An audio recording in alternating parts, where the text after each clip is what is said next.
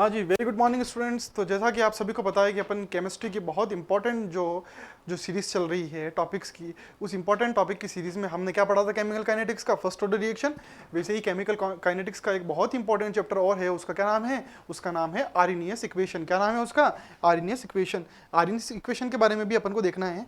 अपन ने first order equation के बारे में जब देखा था तो अपनी क्या अप्रोच थी? अपनी अप्रोच थी कि सर हमको इक्वेशन देखनी है, फिर हमको इंपॉर्टेंट फॉर्मूला देखना है, फिर हमको ग्राफ बनाना है, ग्राफ बनाने के बाद में एक दो क्वेश्चन देखने हैं और हमारा चैप्टर क्या था, हमारा टॉपिक क्या था, कंप्लीट हो गया। हमको किसी डेरिवेशन के या किसी थ्योरेटिकल पॉइंट के उलझन में नहीं पढ़ना है, जिससे क्या होगा हमारे एग्जाम में इंपॉर्टेंट फॉर्मूला, इंपॉर्टेंट ग्राफ और कुछ इंपॉर्टेंट क्वेश्चन आते हैं, वो हम सर टिक करके आ जाएंगे। ठीक है, देख लिया आर्रीनियस इक्वेशन किस तरीके से देखेंगे। देखिए आर्रीनियस इक्वेशन में जो सबसे फर्स्ट पॉइंट आपको ध्यान रखना है वो क्या ध्यान रखना है, ये आर्रीनियस इक्वेशन के बारे में बात कर ली मैंने। ये क्या है? आर्रीनियस इक्वेशन। इस आर्रीनियस इक्वेशन में हर इक्वेशन स्टार्ट होने से पहले उसका कोई बेसिक फॉर्मूला होता है। इस आर्रीनियस इक्वेशन का जो बेसिक फॉर्मूला है, वो इस आर्रीनियस इक्वेशन का बेसिक फॉर्मूला क्या है? k इक्वल टू ए ई की पावर क्या है, minus E A bye R T. Minus E A bye T इसका बेसिक फॉर्मूला है। अच्छा, ये तो इसका बेसिक फॉर्मूला मैंने बता दिया आपको, ये इसका बेसिक फॉर्मूला है। अब सर k क्या है, यहाँ पे a क्या है, e क्या है, minus E A bye R T क्या है? सर k का मतलब होता है रेट कांस्टेंट। क्या होता है k का मतलब? रेट कांस्टेंट आप लोगों को पता होना चाहिए। अपन रिएक्शन देखिए, रेट ऑफ रिएक्शन किसके बराबर होती है? k इंटू रिएक्टेंट और उस पर जो भी मोल होती है वो क्या होती है, ऊपर चले जाती है पावर में। तो यहाँ पे k क्या है अपने पास? k है अपने पास रेट कांस्टेंट। क्या है k अपने पास? Rate constant. ठीक है, जब k रेट कांस्टेंट हो गया तो a क्या है अपने पास? a के 3 नाम है सर। कितने नाम है? 3 नाम। आपको पता होना चाहिए कि हर आदमी के 2 से 3 नाम होते हैं, कुछ निक नेम भी होते हैं। वैसे इस ए के अपन ने 3 नाम दिए। एग्जामिनर क्या करता है, कितनी बार कंफ्यूज करने के लिए एक दूसरा नाम भी दे देता है, तो अपन इसको तीनों नाम याद रख लेते हैं, जो एग्जामिनर की इच्छा होगी वो दे दे अपन को। तो इस ए का एक नाम क्या है? आर्रीनियस पैरामीटर, या फिर इसको क्या बोल सकता हूँ मैं, प्रोबेबिलिटी फैक्टर, या फिर इसको क्या बोल सकता हूँ, फ्रीक्वेंसी फैक्टर। तो ये क्या है? ए के नाम है। अच्छा, ई क्या है यहाँ पे मेरे पास? सर ई का मतलब है बोल्ट्जमान फैक्टर। क्या है? Boltzmann factor. बोल्ट्जमान फैक्टर तो ई का नाम हो गया। और ई का मतलब क्या होता है? Activation energy. क्या होता है ई का मतलब? एक्टिवेशन एनर्जी, ये का मतलब। और आर तो मेरे को पता है, आर तो मैं हर चैप्टर में, गैसियस चैप्टर में आर का मतलब क्या होता है? Universal gas constant. उसकी वैल्यू किसके बराबर होती है? 8.31 जूल केल्विन इनवर्स और मोल इनवर्स। और टी क्या है मेरे पास? टेम्परेचर। तो मैंने सिंपल से 2 से 3 मिनट में क्या देख लिया, इस आर्रीनियस इक्वेशन में बोलता रहा हूं, ये इक्वेशन है क्या सर? ये मेरे पास आर्रीनियस इक्वेशन है। क्या है? k इक्वल टू ए ई की power minus E A bye R T. और इस क्या k क्या को क्या कहते हैं, ए को क्या कहते हैं, ई को क्या कहते हैं, सब देख लिया मैंने। अब आगे मूव करता हूं। अच्छा, फिर एक चीज और ध्यान रखनी है आपको, एक चीज क्या ध्यान रखनी है। अब आप देखो ये क्या है, k ए ई की पावर क्या है, minus E A bye R T. और क्या है, अब या तो मैं दोनों तरफ लॉग लगाऊं और फॉर्मूले डिराइव करूं। तो फॉर्मूले कैसे डिराइव करेंगे? दोनों तरफ लॉग लगाएंगे और इसको आगे पूरा सोल्व करेंगे। मैं सर सोल्व करने में भरोसा अभी नहीं करना। अगर मेरे पास पूरा साल भर का फाउंडेशन होता तो मैं सोल्व करता। अभी मेरे पास सारे एग्जाम, भले IIT एडवांस हो, नीट हो या जेट हो, सब एग्जाम पास में आ रहे, तो मैं डायरेक्ट फॉर्मूले देख लेता हूँ। क्या फॉर्मूला देखूंगा मैं? पहला फॉर्मूला देखा, लॉग के किसके बराबर है मेरे? Log A minus E A by 2.303 R T के बराबर है लॉग। तो ये क्या है, मैंने एक इंपॉर्टेंट फॉर्मूला लिख दिया। अभी डिराइव कैसे हुआ उसका भी प्रोसेस है, लेकिन फॉर्मूला सिंपल है। एक फॉर्मूला ये और एक फॉर्मूला ये मैं याद रख लूंगा। ये फॉर्मूला मेरे ग्राफ में काम आ जाएगा और ये दूसरा वाला फॉर्मूला मेरे क्या काम आ जाएगा? न्यूमेरिकल में काम आ जाएगा। जैसे log के को मैंने क्या लिखा? log के log ए माइनस ई ए क्या है? Activation energy upon 2.303 R T के बराबर होता है। अच्छा सर, फिर ग्राफ बना दो। सर ग्राफ हमेशा पूछा जाता है, फर्स्ट ऑर्डर रिएक्शन के भी 2-3 ग्राफ बताए थे, इसमें भी 2-3 ग्राफ, इसमें भी एक ग्राफ ध्यान रखना है। क्या ध्यान रखना है? अब इसमें मैंने क्या पूछा, एक्स एक्सिस पे, वाई एक्सिस पे मेरे पास क्या गया? log के, और एक्स एक्सिस पे मेरे पास क्या है? 1/t। अच्छा, मैंने फॉर्मूला आपको इसी तरीके से लिखा, आपको फॉर्मूले में कुछ छेड़छाड़ भी नहीं करनी पड़े। मैंने फॉर्मूला क्या लिखा? y, फिर इस फॉर्मूले को मैं किससे तुलना कर सकता हूँ? y equal to minus M X plus C से, तभी तो मेरा ग्राफ बनेगा। तो मेरे पास y क्या है? log के, तो मेरे पास log के इधर साइड में आ गया। बढ़िया, मेरे को एक चीज मिल गई। अच्छा, अब नेक्स्ट चीज की तरफ मूव करो, x की तरफ मूव करो। x क्या है? 1/t। अच्छा सर, ये t है, ऊपर कुछ नहीं, 1/t मान लिया। जब ये t मिल गया तो मुझे 1/t भी मिल गया x पे। अच्छा, जो x के मल्टीप्लाई होता है उसको क्या बोलते हैं मैंने? Minus m। तो यहाँ पे 1/t के मल्टीप्लाई में क्या है? Minus E upon 2.303 R. और वही मेरे पास क्या होता है? स्लोप। तो मेरा स्लोप क्या है? Minus E A by 2.303 R. अच्छा, ये कांस्टेंट भी आ रहा है log c, मतलब प्लस सी, उसी की वैल्यू क्या है? log a। और मेरे पास स्लोप किस में है? माइनस में, माइनस एम एक्स प्लस सी। तो स्लोप मेरा क्या है? डिक्रीजिंग ऑर्डर में आ रहा है। तो मैंने स्लोप भी बना दिया। स्लोप बनाते हुए मैंने सीख लिया, वाई एक्सिस पे क्या है मेरे पास? log a आ रहा है, एक्स एक्सिस पे क्या आ रहा है? 1/t आ रहा है। ठीक है, और माइनस एम क्या है, स्लोप क्या है, माइनस ई ए अपन 2.303r। वेरी वेरी इंपॉर्टेंट है, हर एग्जाम में पूछा जाता है, जेट में तो 2 बार पूछा जा भी चुका है, आपको ध्यान रखना है। आईआईटी हो, पीएमटी हो, इस स्लोप में हमेशा पूछा जाता है। ये कितने बार पूछा जाता है, इस कांस्टेंट की वैल्यू सी की वैल्यू क्या है, वाई एक्सिस पे क्या आ सकता है, कभी ग्राफ बना के दे सकते हैं, तो फिर ग्राफ में पूछते हैं कि डिक्रीजिंग ऑर्डर है क्यों, माइनस एम एक्स प्लस सी है। कोई पूछता है कि इसमें स्लोप की वैल्यू बताओ, तो स्लोप की वैल्यू क्या है, minus E A upon 2.303r। इस फॉर्मूले को याद रखना है, इस फॉर्मूले को इससे तुलना करनी है, और इस तुलना करके हमने क्या बना दिया, ग्राफ बना दिया। बढ़िया बात है, ये एक फॉर्मूला देख लिया। दूसरा फॉर्मूला क्या है सर, जब 2 के दे रखे हो, क्या k2 और k1 दे रखे हो, तो उनकी तुलना कर दोगे, तो log k2 बाय k1 किसके बराबर हो जाएगी, E A upon 2.303r 1 upon t1 minus 1 upon t2। तो 2 फॉर्मूले याद रखने, पहला फॉर्मूला ये हो गया, और ये क्या है, दूसरा फॉर्मूला हो गया।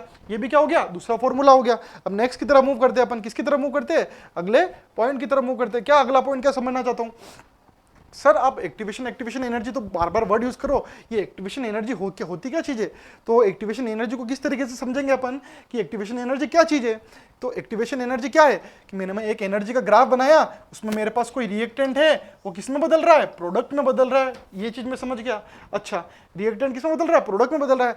अच्छा, अब रिएक्टेंट के पास ये कुछ पोटेंशियल एनर्जी है, और ये मैंने ये लिखे होता क्या है, जैसे कि मैं आपको एक एग्जांपल से समझाता हूँ। क्या समझाता हूँ कि जैसे मेरे को कि 100 किलोमीटर का ट्रैवल करना है बाइक पे या कार में, ठीक है। तो कार में मेरे पास रेंज बता रही है कार 25 किलोमीटर, मतलब मेरे पास 25 किलोमीटर ऑलरेडी मेरे पास फ्यूल है, अंदर पेट्रोल है मेरे पास।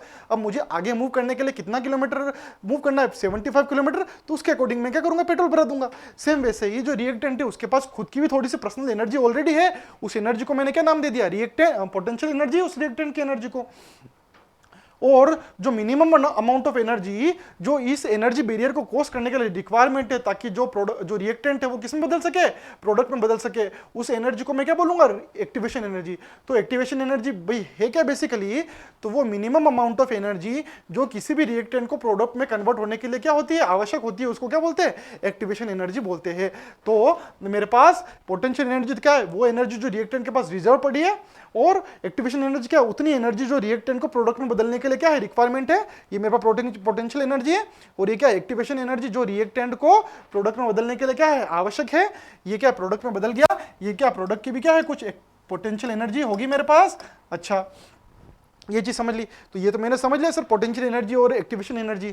तो जब पोटेंशियल एनर्जी और एक्टिवेशन एनर्जी को जोड़ते हैं तो जो उसको सम आता है उसको क्या बोलते हैं, टोटल एनर्जी। टोटल एनर्जी का मतलब क्या, दूसरे लैंग्वेज में क्या बोलेंगे यहाँ पे केमिकल काइनेटिक्स में, थ्रेशोल्ड एनर्जी। तो थ्रेशोल्ड एनर्जी कोई नई चीज नहीं है, वो मिनिमम अमाउंट ऑफ एनर्जी जो किसी भी रिएक्टेंट के पास कुछ एनर्जी तो पहले से रिजर्व पड़ी होगी, पोटेंशियल एनर्जी, प्लस वो मिनिमम अमाउंट ऑफ एनर्जी जो उसे एनर्जी बैरियर को क्रॉस करके रिएक्टेंट में बदलने में आवश्यक है, उसको एक्टिवेशन एनर्जी कहेंगे।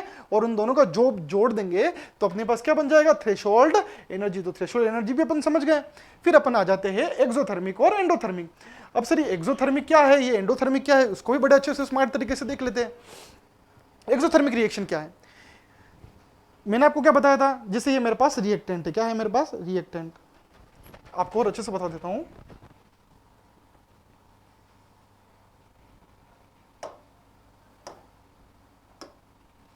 जैसे ये मैंने बनाया रिएक्टेंट, फिर यहां पे मैंने साइन करके लिख दिया प्रोडक्ट।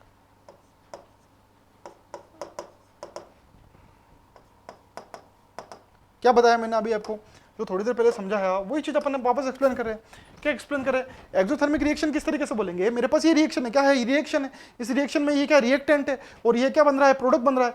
अब ये क्या, मैंने क्या बताया, कुछ रिएक्टेंट के पास कुछ रिजर्व में एनर्जी होती है, वो क्या मेरे पास पोटेंशियल एनर्जी ये है, और एक्टिवेशन एनर्जी उसको रिक्वायरमेंट है कहाँ बदलने के लिए, प्रोडक्ट में बदलने के लिए। अच्छा, अब आप देखो जो रिएक्शन की जो पोटेंशियल एनर्जी है वो इस वाले केस में क्या है, प्रोडक्ट से ज्यादा है। तो और दूसरी तरफ मेरे को पता है डेल्टा एच का फॉर्मूला क्या होता है, delta H equal to delta P minus delta R, delta H R. मतलब रिएक्ट पोटेंशियल की एनर्जी में से, डेल्टा एच में से आपको रिएक्टेंट का डेल्टा एच माइनस करना है। और मुझे क्या पता है इस डायग्राम में, इस ग्राफ में, कि पोटेंशियल की तो जो प्रोडक्ट है उसकी पोटेंशियल एनर्जी तो कम है सर। तो ऐसी कंडीशन में जब मैं delta P minus delta are करूंगा, डेल्टा एच आर, उसकी एनर्जी माइनस करूंगा जब प्रोडक्ट की एनर्जी में से रिएक्टेंट की एनर्जी को, तो एनर्जी तो नेगेटिव में आएगी। क्यों आएगी, प्रोडक्ट की एनर्जी कम है और यहाँ पे रिएक्टेंट की जो एनर्जी है वो क्या है, ज्यादा है। और जब मैं प्रोडक्ट की एनर्जी में से रिएक्टेंट की एनर्जी घटाऊंगा, मैं कम में से ज्यादा को घटाऊंगा, तो मेरे पास वैल्यू तो नेगेटिव आनी है ना, क्योंकि मेरा प्रोडक्ट की एनर्जी क्या है, रिएक्टेंट से कम है, तो कम वैल्यू में से जब मैं ज्यादा को घटाऊंगा तो मेरे पास वैल्यू क्या आएगी, नेगेटिव आएगी, और ये मेरी रिएक्शन कैसी हो जाएगी, एक्सोथर्मिक रिएक्शन हो जाएगी। कैसी रिएक्शन हो जाएगी, एक्सोथर्मिक रिएक्शन। अच्छा, और क्या कर सकता हूं सर मैं, मेरे को पता है कि फॉरवर्ड रिएक्शन में से जब मैं बैकवर्ड रिएक्शन घटाता हूं, तो फॉरवर्ड रिएक्शन क्या है, रिएक्टेंट की एक्टिवेशन एनर्जी फॉरवर्ड है, और बैकवर्ड क्या है, जो प्रोडक्ट में बन रही है वो एनर्जी क्या है, बैकवर्ड है, एक्टिवेशन एनर्जी। तो यहाँ पे क्या, प्रोडक्ट की एक्टिवेशन एनर्जी ज्यादा है किससे, रिएक्टेंट से, तो जब मैं कम में से ज्यादा को घटाऊंगा वापस क्या मिलेगा मुझे, नेगेटिव मिलेगा। तो इन दोनों से मैंने क्या प्रूव कर दिया कि ये ग्राफ मेरे पास कैसा बन रहा है, कैसा बन रहा है, एक्सोथर्मिक का बन रहा है। इसका मतलब मैंने क्या देखा, क्या समझा, मैंने देखा कि जब मेरे पास प्रोडक्ट की जो एनर्जी है, क्या प्रोडक्ट की पोटेंशियल एनर्जी और रिएक्टेंट की पोटेंशियल एनर्जी, तो प्रोडक्ट की पोटेंशियल एनर्जी क्या है, कम है किससे, रिएक्टेंट से। तो ऐसी कंडीशन में जब मैं प्रोडक्ट की एनर्जी में से रिएक्टेंट की एनर्जी को माइनस करूंगा तो मेरे पास वैल्यू किस में आएगी, नेगेटिव में आएगी, और मेरा ग्राफ कैसा हो जाएगा, एक्सोथर्मिक। अच्छा, मैं एक वर्ड पे बार बार जोड़ दे रहा हूं, प्रोडक्ट की एनर्जी कम है, जिसकी एनर्जी कम होती है वो क्या होता है, स्टेबल होता है। क्या होता है, स्टेबल। इसका मतलब जो एक्सोथर्मिक रिएक्शन होगी वो क्या होगी, स्टेबल। क्या होगी, स्टेबल। Very good. फिर अब आगे देख लेते क्या है, एंडोथर्मिक रिएक्शन को भी देख लेते हैं। एंडोथर्मिक रिएक्शन की तरफ भी ध्यान दे दो।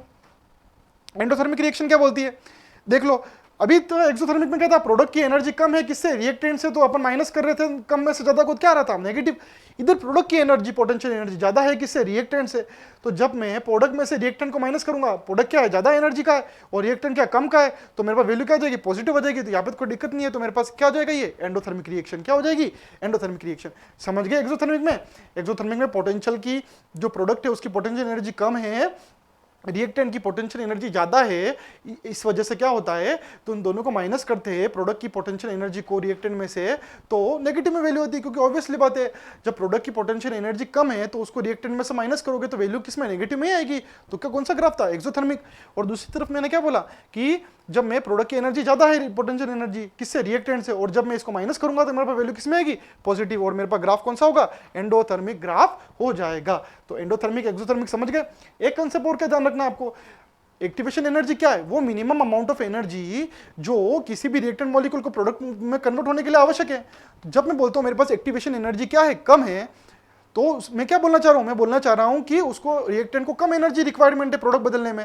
तो अगर किसकी एक्टिवेशन एनर्जी कम है तो उसको कम एनर्जी चाहिए प्रोडक्ट में बदलने के लिए, वो जल्दी बदलेगा।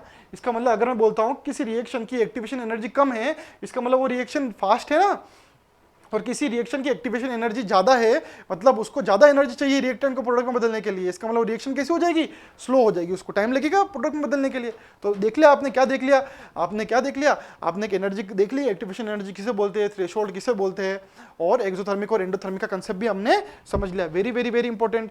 फिर नेक्स्ट की तरफ मूव करते हैं, नेक्स्ट की तरफ मूव करो। नेक्स्ट क्या बोलता है, वो बोलता है कि कोलिजन थ्योरी के बारे में। किसके बारे में बताता है आपको, कोलिजन थ्योरी के बारे में।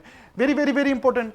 भाई कोलिजन थ्योरी में साइंटिस्ट ने बताया कि कोई भी रिएक्शन तभी पूरी हो पाएगी, क्या, कोई भी रिएक्शन तभी पूरी हो पाएगी जब आपको पता हो कि जो रिएक्टेंट के मॉलिक्यूल आपस में क्या करे, कोलिजन करे। रिएक्टेंट के मॉलिक्यूल कोलिजन करने का मतलब क्या होता है कि जब रिएक्टेंट के मॉलिक्यूल आपस में टकराएंगे, कोलिजन करेंगे, तो एक मिनिमम अमाउंट ऑफ एनर्जी का जो बैरियर है उसको क्रॉस कर पाएंगे और रिएक्टेंट में बदलेंगे। तो ऐसी कंडीशन में कोलिजन थ्योरी का पहला पॉइंट क्या बोलता है, पहला पॉइंट बोलता है कि जो रिएक्टेंट है वो क्या करना चाहिए, रिएक्टेंट मॉलिक्यूल आपस में कोलिजन करना चाहिए।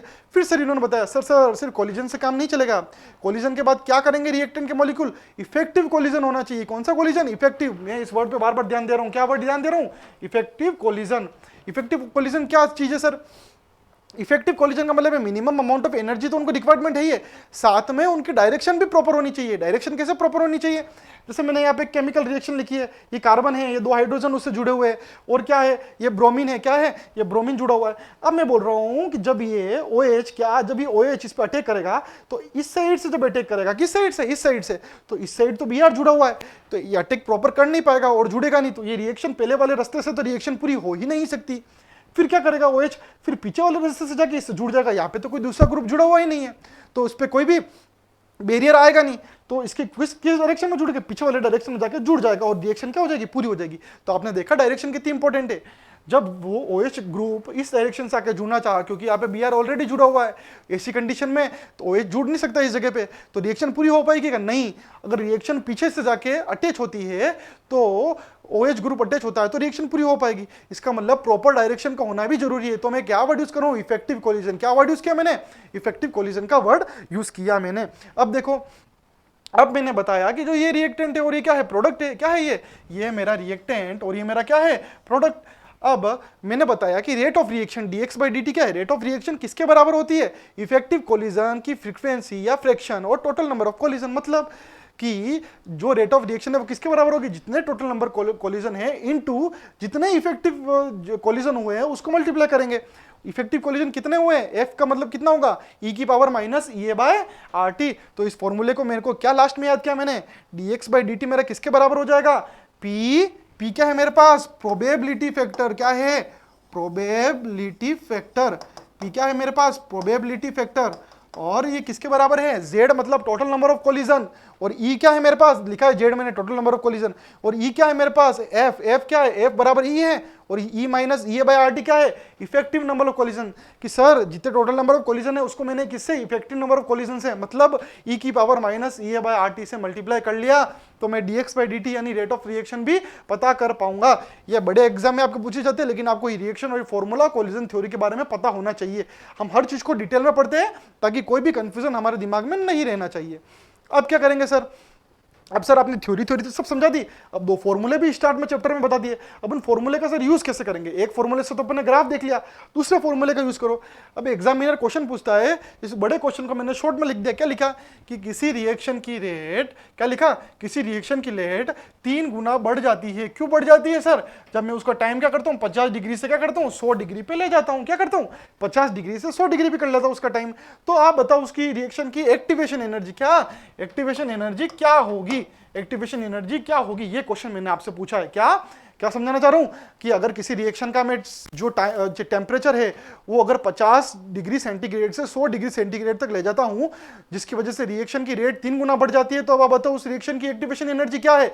इसी कंडीशन में मैं क्या करूंगा, मुझे पता है कि जो रेट ऑफ रिएक्शन है वो के डायरेक्टली प्रोपोर्शनल है, क्योंकि रिएक्टेंट तो यहाँ पे कुछ चेंज हो नहीं रहा है। तो जब रेट 3 गुना बढ़ रही है पुरानी वाली रेट से, तो जो रेट कांस्टेंट है वो भी क्या होगा 3 गुना बढ़ेगा, यानी K2 नया रेट कांस्टेंट 3K1 मतलब पुराने वाले रेट कांस्टेंट से कितना गुना बढ़ा होगा, 3 गुना बढ़ा होगा। ठीक बात है।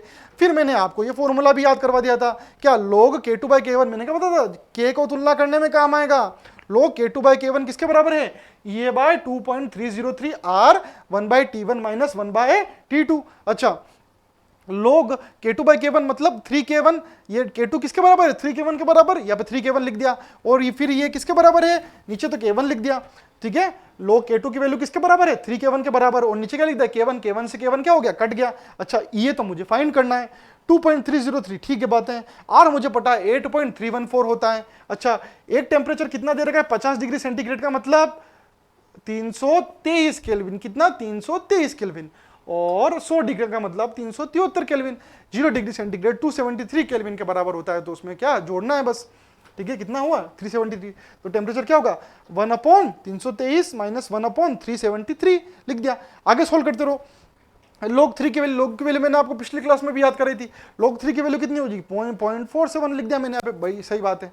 आगे चलो, ये मुझे फाइंड करना है 2.303 इंटू 8.314, यहाँ तक पहुंच गए। फिर इन दोनों का एलसीएम, एलसीएम मतलब दोनों में कुछ कॉमन तो आ नहीं रहा है, तो दोनों को क्या कर दिया मल्टीप्लाई कर दिया। फिर जब इसका डिवाइड करोगे इसमें तो क्या बचेगा 373, जब इसका डिवाइड करोगे इस पूरी संख्या में क्या बचेगा 323। इन दोनों को माइनस कर देंगे, फिर जब इन दोनों को माइनस कर दिया तो फिर इधर कितनी वैल्यू होगी 0.47, किसके बराबर है ये, नीचे क्या है 2.303 8314 इंटू इन दोनों को माइनस किया, कितना आया 50, कितना आया यहाँ पे 50, कितना आया 50, और 50 अपॉन 323 और 373।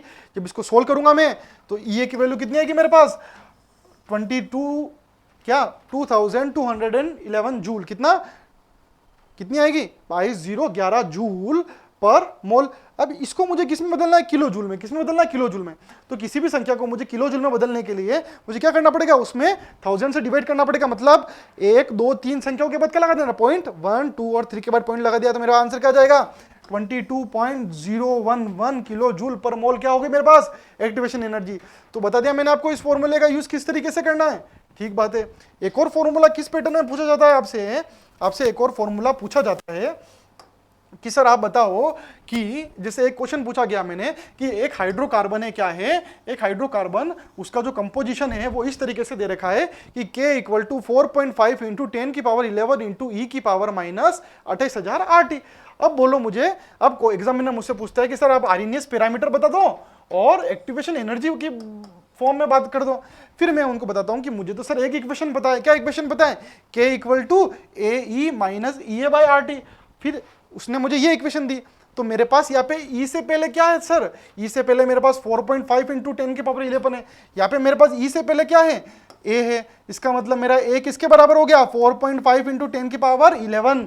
क्या 4.5 इंटू 10⁻11? मैंने क्या बताया? Probability factor, frequency factor, RNS parameter. तो इसकी वैल्यू किसमें होगी? सेकंड में। तो मैंने यूनिट भी लगा दी सेकंड। तो ए क्या हो गया? ई से पहले जो भी वैल्यू दे रखी है वो किसके बराबर होगी? ए के बराबर। तो क्या लिख दिया मैंने यहाँ पे? ए लिख दिया। ठीक बात है सर। अब ये क्या ई है?